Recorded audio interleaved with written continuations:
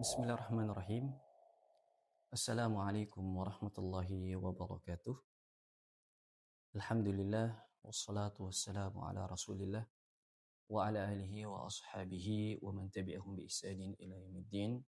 Rabbi shrah li sadri wa yassir li amri wa halul 'uqdatam min lisani yafqahu qawli.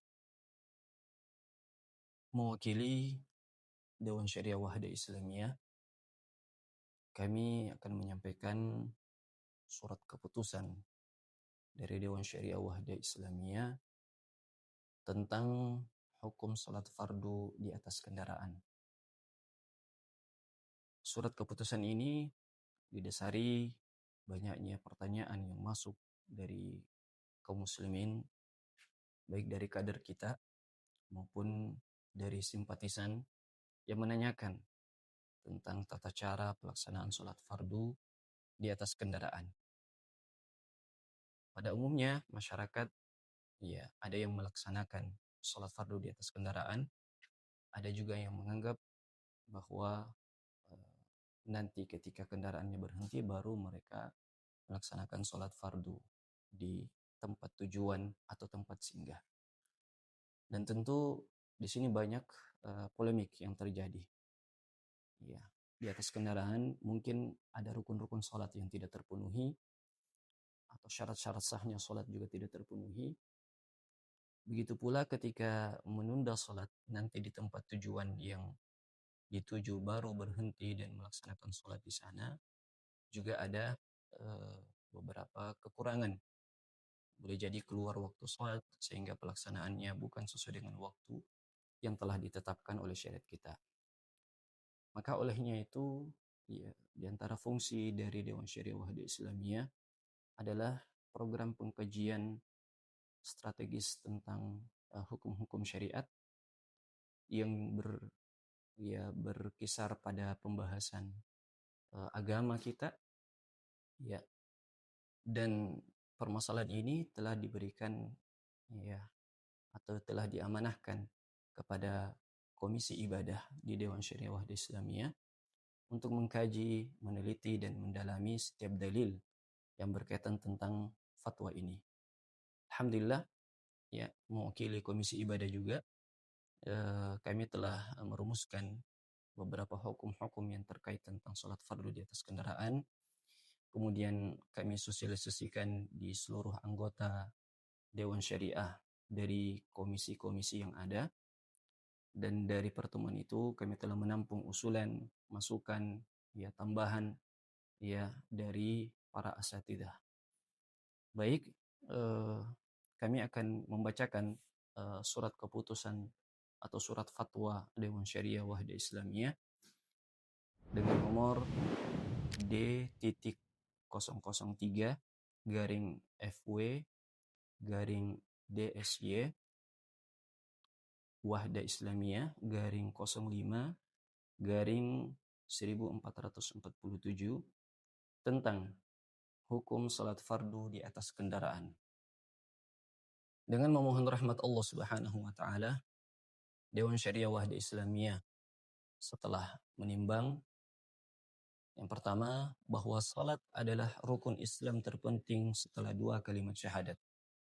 Yang kedua, bahwa salat fardu adalah kewajiban yang telah ditetapkan waktu-waktunya. Dan yang ketiga, bahwa terkadang seseorang berada di atas kendaraan yang menyulitkan baginya untuk berhenti dan waktu salat fardu akan berakhir. Yang keempat, bahwa status hukum salat fardu di atas kendaraan belum sepenuhnya jelas di tengah masyarakat dan masih menjadi polemik, sehingga diperlukan penegasan hukum yang lebih gamblang. Yang kelima, bahwa Dewan Syariah adalah salah satu pengurus pusat di Wahda Islamiyah yang berfungsi sebagai lembaga penetapan dan pengawasan kebijakan syariah, dan juga berfungsi sebagai lembaga arbitrase di lingkungan Wahda Islamiyah. Yang keenam, bahwa berdasarkan pertimbangan tersebut, maka dipandang perlu menetapkan hukum salat fardu di atas kendaraan dalam sebuah surat fatwa. Mengingat satu, firman Allah Subhanahu wa taala dalam Al-Qur'an surah Al-Baqarah ayat 238, Hafidhu 'alas salawati was salatil wusta wa qumu lillahi qanitin. Yang kedua, firman Allah Subhanahu wa taala dalam Al-Qur'an surah An-Nisa ayat 103, "Innas salata kanat 'alal mu'minina kitaban mawquta." Yang ketiga, firman Allah dalam Al-Qur'an surah Al-Maidah ayat 6, "Ya ayyuhalladzina amanu idza qumtum ilas salati fawsilu wujuhakum wa aydiyakum ilal marafiqi." Ila akhiril ayah. Dan yang keempat, firman Allah Subhanahu wa taala dalam Al-Qur'an surah At-Taghabun ayat 16, "Fattaqullaha mastata'tum." Yang kelima, hadis Rasulullah sallallahu alaihi wasallam yang diriwayatkan oleh Bukhari dari sahabat Ibnu Umar radhiyallahu anhuma. Kana Nabi sallallahu alaihi wasallam fi safari ala rahilatihi. Kana Nabi sallallahu alaihi wasallam yusalli fi safari ala rahilatihi haitsu tawajjahat bihi yumi'u ima'an salatal laili illa al-fariidah wa yutiru ala rahilatihi. Nabi SAW biasa salat di atas kendaraan ketika dalam perjalanan kemanapun arah kendaraannya menghadap, beliau memberi isyarat saat rukuk dan sujud dengan menundukkan badan untuk salat malam selain salat wajib. Dan beliau juga berwitir di atas kendaraannya. Yang keenam, hadis Rasulullah sallallahu alaihi wasallam yang diriwayatkan oleh Al-Bukhari dari sahabat Jabir ibn Abdullah radhiyallahu anhuma. Kana Rasulullah sallallahu alaihi wasallam yusalli ala rahilatihi haitsu tawajjahat fa idza arada al-fariidata nazala fastaqbala al-qiblah. Rasulullah sallallahu alaihi wasallam biasa salat di atas kendaraannya kemanapun arah kendaraan menghadap. Namun apabila beliau hendak melaksanakan salat fardu, beliau turun dari kendaraannya dan menghadap kiblat. Yang ketujuh, hadis Rasulullah sallallahu alaihi wasallam yang diriwayatkan oleh Bukhari dari sahabat Imran ibn Husain radhiyallahu anhuma, "Shalli qa'iman fa illam tastati fa qa'idan fa illam tastati fa 'ala jambin." Salatlah kamu dengan berdiri, jika kamu tidak mampu maka dengan duduk, dan jika kamu tidak mampu juga maka dengan berbaring di sisi. Yang kedelapan, hadis Rasulullah sallallahu alaihi wasallam yang diriwayatkan oleh Hakim dalam Al-Mustadrak dan Baihaqi dari sahabat Ibnu Umar radhiyallahu anhuma. Su'ila Nabi sallallahu alaihi wasallam 'anis salati fis safinah. Faqala kaifa usalli fis safinah? Qala salli fiha qa'iman illa an takhafa al-gharaqa. Nabi sallallahu alaihi wasallam ditanya tentang salat di atas kapal. Orang itu berkata, "Bagaimana aku salat di atas kapal?" Nabi sallallahu alaihi wasallam bersabda, "Salatlah di dalamnya dengan berdiri, kecuali jika engkau khawatir tenggelam." Yang kesembilan, hadis Rasulullah sallallahu alaihi wasallam yang diriwayatkan oleh Bukhari dan Muslim dari sahabat Abu Hurairah, "Wa idza amartukum bi amrin fa'tu minhu mastata'tum." Kemudian yang ke-10, hadis Rasulullah sallallahu alaihi wasallam yang diriwayatkan oleh Al-Bukhari dan Muslim dari sahabat Aisyah radhiyallahu anha, "Annaha ista'arat min Asma qiladatan fahalakat fa arsala Rasulullah sallallahu alaihi wasallam nasan min ashabihi fi talabiha fa adrakathum as-salatu fa sallu bighairi wudu'in falamma ataw an-nabiy sallallahu alaihi wasallam syakau dzalika ilaihi fanazalat ayatut tayammum." Aisyah radhiyallahu anha pernah meminjam kalung dari Asma radhiyallahu anha. Lalu kalung itu hilang, maka Rasulullah sallallahu alaihi wasallam mengutus beberapa orang sahabatnya untuk mencarinya. Ketika mereka sedang dalam pencarian, waktu salat pun tiba. Lalu mereka salat tanpa berwudu. Setelah mereka kembali kepada Nabi sallallahu alaihi wasallam, mereka pun mengadukan hal itu kepadanya. Maka turunlah ayat tentang tayammum. Yang ke-11, perkataan Ibnu Battah rahimahullahu dalam Syarh Sahih Bukhari. Perkataan Ibnu Battal rahimahullahu dalam Syarh Sahih Bukhari, "Ajma'al ulama'u annahu la yajuzu an yusalliya ahadun faridatan 'ala ad-dabbati min ghairi udhrin." Para ulama telah sepakat, berijma' bahwa tidak boleh seseorang melaksanakan salat fardu di atas hewan tunggangan tanpa adanya uzur atau alasan yang dibenarkan. Juga kesepakatan yang disebutkan oleh Ibnu Abdul Bar rahimahullahu dalam kitab Al-Istidhkar, wa qad aqada al-ijma'u ala annahu la yajuzu an yusalli ahadun faridatan ala dabbati fi ghairi shiddatil khawfi fakafa bihadza bayanan wa hujjah. Telah terjadi kesepakatan ijma' bahwa tidak boleh seorang melaksanakan salat fardu di atas hewan tunggangan kecuali dalam keadaan sangat takut. Cukuplah hal ini sebagai penjelasan dan hujjah dalil yang kuat.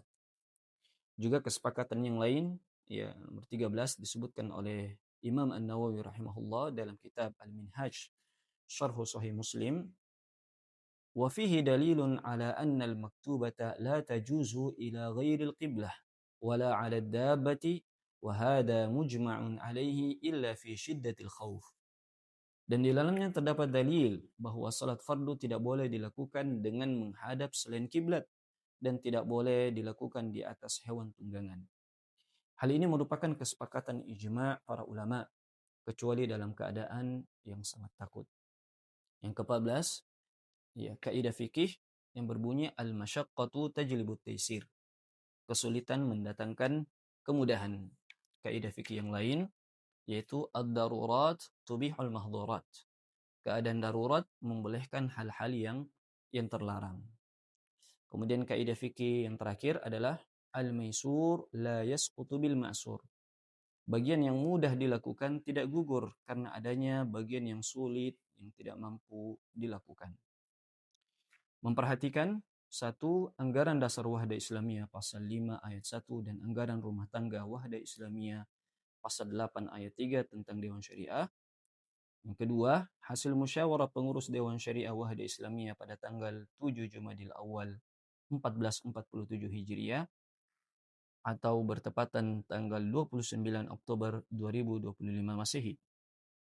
Yang ketiga, fatwa dari Komisi Tetap Riset Ilmiah dan Fatwa Kerajaan Saudi Arabia nomor 145 dan 1200 atau 12087 tentang salat di pesawat sambil duduk padahal mampu untuk berdiri. Yang keempat, fatwa dari Dar al-Ifta al-Misriyah, Komisi Fatwa Ulama Mesir nomor 6528 pada tanggal 30 Desember 2019. Memutuskan menetapkan satu, hukum asal salat fardu di atas kendaraan adalah tidak diperbolehkan. Karena salat fardu memiliki sejumlah syarat dan rukun yang wajib dipenuhi. Antara lain rukun al-qiyam dan syarat sah salat yaitu menghadap kiblat. Kedua unsur tersebut pada umumnya tidak dapat terpenuhi secara sempurna apabila salat dilakukan di atas kendaraan yang sedang berjalan. Ya, sebagaimana yang kita ketahui bahwa rukun-rukun salat itu ada 14, sebagian ada yang mencukupkan 13 rukun. Mulai dari al-qiyam, kemampuan untuk berdiri, ini yang kita maksudkan pada poin pertama ini. Kemudian takbiratul ihram, kemudian membaca al-Fatihah, kemudian ruku, kemudian i'tidal, kemudian sujud, kemudian duduk di antara dua sujud, kemudian tumaknina di antara rukun, kemudian tertib antara satu rukun dengan rukun yang lain, kemudian tasyahud, duduk di antara atau duduk tasyahud, ya. Kemudian salawat kepada Nabi sallallahu alaihi wasallam, dan yang terakhir taslim al-akhir. Adapun syarat sah salat, ya, karena syarat salat itu ada dua, ada syarat wajib dan ada syarat sah. Syarat wajib itu ada 4. Yang pertama Islam, kemudian aqil, kemudian balik, dan yang keempat adalah bagi wanita dia terbebas dari haid dan nifas. Adapun syarat sah salat itu ada yang 6 disebutkan oleh para ulama. Kemudian menetapkan yang kedua, apabila seorang mukim berada di atas kendaraan dan terjebak dalam kemacetan yang tidak memungkinkan baginya untuk turun dan melaksanakan sholat sebagaimana mestinya, maka yang pertama, apabila diasumsikan durasi kemacetan tersebut masih dalam rentan waktu sholat, maka ia menunda pelaksanaan sholat hingga tiba di tempat tujuan agar dapat melaksanakannya dengan memenuhi syarat dan rukun secara sempurna. Ya. Kondisi yang pertama ini adalah ketika masih dalam rentan waktu sholat. Ya, karena waktu sholat itu telah ditetapkan waktunya. Allah Subhanahu wa taala berfirman, "Inna sholata kanat 'alal mu'minina kitaban mauquta." Sesungguhnya salat itu telah ditetapkan waktu yang sesuai. Ya. Kemudian salat duhur ya memiliki waktu mulai dari tergelincirnya matahari sampai bayangan sesuatu itu sama dengan benda aslinya. Ya, atau ya masuknya waktu salat asar. Waktu salat duhur ini ya tidak ada waktu darurat, semuanya adalah waktu ikhtiar. Ya, jadi nanti ada istilah waktu darurat dan waktu ikhtiyari. Adapun salat asar itu mulai dari berakhirnya waktu salat duhur sampai matahari menguning sebagaimana dalam hadis Nabi SAW, hatta tasfarru syams. Iya. Dan waktu ini dinamakan sebagai waktu ikhtiyari. Adapun ketika matahari sudah menguning, maka ini masuk dalam kategori waktu darurah. Ya, hanya pada saat darurat saja seorang bisa melaksanakan sholat asar. Kalau dia ada uzur, maka dia boleh melaksanakan sholat asar di waktu darurat ini tanpa ada dosa. Namun kalau dia menunda sholat asarnya sampai masuk waktu darurat, ketika matahari sudah menguning, ya, maka sebagian ulama menyebutkan dia berdosa dan sebagian yang lain tidak mendapatkan dosa. Salat maghrib, salat maghrib hanya memiliki waktu ikhtiyari. Waktu ikhtiyari itu adalah waktu di mana kita masih dikatakan melaksanakan salat sesuai dengan waktu yang telah ditetapkan. Jadi salat maghrib hanya ada waktu ikhtiyari mulai dari terbenamnya matahari sampai hilangnya cahaya merah di langit, ghiyabu syafaqil ahmar. Kemudian waktu salat isya, waktu salat isya ini memiliki dua waktu, ada waktu ikhtiyari dan ada waktu darurat. Waktu ikhtiyarinya adalah sejak cahaya merah di langit telah hilang, min ghiyabi syafaqil ahmar ila nisfil lail, sampai tengah malam. Sebagaimana Nabi SAW menunda pelaksanaan salat isya di zamannya sampai waktu menjelang masuknya tengah malam bersama para sahabat. Adapun waktu darurah adalah setelah tengah malam ini. Setelah tengah malam, ketika orang mungkin ada kesibukan, ada uzur syar'i, sehingga harus menunda salat isyanya sampai masuk waktu darurat, maka tidak mengapa. Kemudian salat subuh punya waktu ikhtiyari saja, tidak ada waktu darurah. Yaitu mulai terbitnya fajar shadiq sampai terbitnya matahari. Ini secara umum gambaran waktu salat fardu.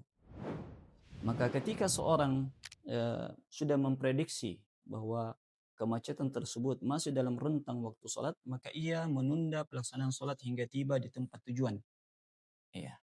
Agar dapat melaksanakannya dengan memenuhi syarat dan rukun secara sempurna. Yang kedua, namun apabila kemacetan tersebut berlangsung hingga keluar waktu salat, maka dianjurkan baginya untuk melaksanakan salat dengan cara jamak takhir, yakni menggabungkan salat tersebut dengan salat berikutnya pada waktunya. Contoh, zuhur dikerjakan pada waktu asar atau maghrib dikerjakan pada waktu isya. Ini berdasarkan hadis Mu'adz atau hadis Ibnu Abbas radhiyallahu anhuma, Nabi sallallahu alaihi wasallam kana yajma'u baina dhuhri wal asri jam'an. Begitu pula Nabi SAW menjamak salat maghrib dan isya. Kemudian poin yang ketiga, dalam perjalanan jauh atau safar yang dapat diprediksi dan tidak memungkinkan untuk turun dari kendaraan, seperti perjalanan menggunakan kereta api atau pesawat udara atau sarana sejenisnya, maka apabila waktu perjalanan bertepatan dengan waktu salat, sedangkan tidak memungkinkan pelaksanaan salat di atas kendaraan dengan memenuhi syarat dan rukunnya, maka disunnahkan untuk melaksanakan salat tersebut di awal waktunya sebelum keberangkatan. Sebagaimana dalam hadis Mu'adz dalam Ghazwah Tabuk, Nabi Shallallahu Alaihi Wasallam ya melaksanakan ya sholat duhur ketika perjalanannya dimulai nanti setelah masuknya waktu sholat duhur. Jadi Rasulullah SAW menjamak sholat duhur atau melaksanakan sholat duhur di awal waktu. Tapi kalau seandainya perjalanannya ya dimulai sebelum masuk waktu sholat duhur, berdasarkan hadis Mu'adz ini, Nabi SAW mengakhirkan sholat duhur ke waktu sholat asar. Kemudian Rasulullah menjamak sholat duhur dan asar di waktu sholat asar. Ya. Namun ya ini poin keputusannya juga. Namun apabila perjalanan dilakukan sebelum masuk waktu sholat dan diperkirakan akan tiba di tempat tujuan sebelum waktu sholat tersebut berakhir, maka sholat dilaksanakan setelah tiba di tempat tujuan. Kemudian yang keempat, apabila durasi perjalanan safar melewati satu waktu sholat atau lebih, dan sholat tersebut termasuk dalam pasangan sholat yang dapat dijamak, yaitu zuhur dan asar atau maghrib dan isya, maka disyariatkan untuk melaksanakan sholat dengan cara jamak takdim sebelum berangkat. Ini sebagaimana hadis Mu'adz. Kemudian yang kedua, namun apabila keberangkatan dilakukan sebelum masuk waktu sholat pertama, maka dilaksanakan jamak takhir, yaitu menggabungkan kedua salat tersebut setelah tiba di tempat tujuan. Kemudian yang kelima, apabila durasi perjalanan safar melewati satu waktu sholat atau lebih, dan sholat tersebut tidak termasuk dalam pasangan sholat yang dapat dijamak, seperti sholat asar dengan maghrib atau subuh dengan sholat lainnya, maka ketentuannya sebagai berikut. Yang pertama, apabila keberangkatan dilakukan sebelum masuk waktu asar, maka sebaiknya melaksanakan jamak takdim antara zuhur dan asar sebelum berangkat tanpa mengkasar sholat. Adapun sholat maghrib, maka dilakukan pada waktunya. Namun apabila diperkirakan waktu maghrib akan terlewat karena perjalanan, maka diperbolehkan melaksanakan jamak takhir antara maghrib dan isya setelah tiba di tujuan. Keadaan yang kedua, apabila keberangkatan dilakukan setelah masuk waktu asar atau waktu subuh, maka hendaknya melaksanakan sholat asar atau subuh terlebih dahulu sebelum berangkat. Kemudian, ya keputusan yang keenam, berdasarkan beberapa kondisi darurat yang belum disebutkan pada poin-poin sebelumnya, ya diantaranya adalah seorang mukim yang terjebak kemacetan pada waktu sholat asar dan tidak memungkinkan baginya untuk turun dari kendaraan, sementara waktu asar hampir habis dan tidak dapat dijamak dengan waktu maghrib. Yang kedua, seorang musafir yang melakukan perjalanan dengan pesawat udara berangkat sebelum waktu subuh dan diperkirakan tiba setelah subuh berakhir. Keputusan yang ketujuh, salat fardu di atas kendaraan dalam keadaan darurat sebagaimana disebutkan pada poin yang keenam tadi, hukumnya boleh, selama masih memungkinkan untuk melaksanakannya secara sempurna dengan memenuhi syarat dan rukun salat, seperti berdiri dan menghadap kiblat. Kondisi dan contoh penerapannya sebagai berikut. Yang pertama, pesawat udara yang menyediakan ruang salat dan dilengkapi dengan sistem navigasi arah kiblat sehingga memungkinkan penumpang melaksanakan salat dengan berdiri dan menghadap kiblat. Yang kedua, pesawat udara yang tidak menyediakan ruang salat khusus, namun ada ruang yang memadai untuk melaksanakan salat dalam posisi berdiri tanpa mengganggu penumpang lain atau menimbulkan kemudaratan, maka diperbolehkan melaksanakan salat di tempat tersebut. Kemudian yang ketiga, kapal laut pada umumnya memberikan ruang yang cukup untuk melaksanakan salat dengan sempurna. Terlebih karena durasi perjalanan kapal biasanya melewati beberapa waktu salat. Namun apabila kondisi laut sedang bergelombang keras sehingga tidak memungkinkan berdiri dengan stabil, maka pelaksanaan salat dapat disesuaikan dengan kemampuan. Kemudian yang ke-8, apabila seorang berada dalam keadaan darurat yang tidak memungkinkan untuk berdiri dan menghadap kiblat, serta waktu salat hampir habis dan tidak memungkinkan untuk turun dari kendaraan, seperti dalam perjalanan menggunakan pesawat udara, kapal laut, kereta api, atau mobil yang terjebak macet, maka salat fardu tetap wajib dilaksanakan di atas kendaraan semampunya, sesuai dengan kemampuan dan kondisi yang ada. Dan yang ke-9, Apabila seseorang safar menggunakan pesawat udara dan berada dalam keadaan darurat yang mengharuskan melaksanakan sholat di atas pesawat, maka hendaknya memperhatikan hal-hal berikut. Yang pertama, hendaknya bersuci sebelum naik pesawat dan berusaha menjaga wudunya selama perjalanan semampu mungkin. Yang kedua, sebaiknya mempersiapkan sarana bersuci sebelum keberangkatan, seperti membawa botol kecil berisi air sesuai kadar yang diperbolehkan di kabin untuk keperluan wudhu darurat. Atau menyiapkan wadah kecil berisi tanah atau debu suci dalam plastik atau wadah tertutup sebagai sarana tayamum bila tidak terdapat atau bila tidak dapat memakai air. Kemudian yang ketiga, apabila wudhu batal atau belum bersuci sebelumnya, maka hendaknya berwudhu di toilet pesawat jika memungkinkan, tanpa membahayakan diri atau mengganggu penumpang lain. Kemudian yang keempat, apabila tidak memungkinkan menggunakan air, maka hendaknya bertayamum dengan debu yang ada dalam pesawat atau yang telah disiapkan sebelumnya. Kemudian yang berikutnya, apabila tidak terdapat air maupun sarana tayamum, maka salat tetap dilakukan sesuai keadaan karena kewajiban salat tidak gugur dengan ketidakmampuan bersuci. Yang terakhir, keputusan yang ke-10 adalah hal yang belum ditetapkan tetapi sangat relevan atau jika terdapat kekeliruan dalam surat keputusan ini, maka akan diadakan perbaikan seperlunya. Diputuskan di Makassar tanggal 8 Jumadil Akhir 1447 Hijriah, bertepatan tanggal 30 Oktober 2025 Masehi. Dewan Syariah Wahda Islamiyah yang bertanda tangan Ketua Dewan Syariah Wahda Islamiyah Dr. Muhammad Yusran LCMA, dan yang bertanda tangan Sekretaris Dewan Syariah Wahda Islamiyah Aswanto Muhammad Takwi LCMA.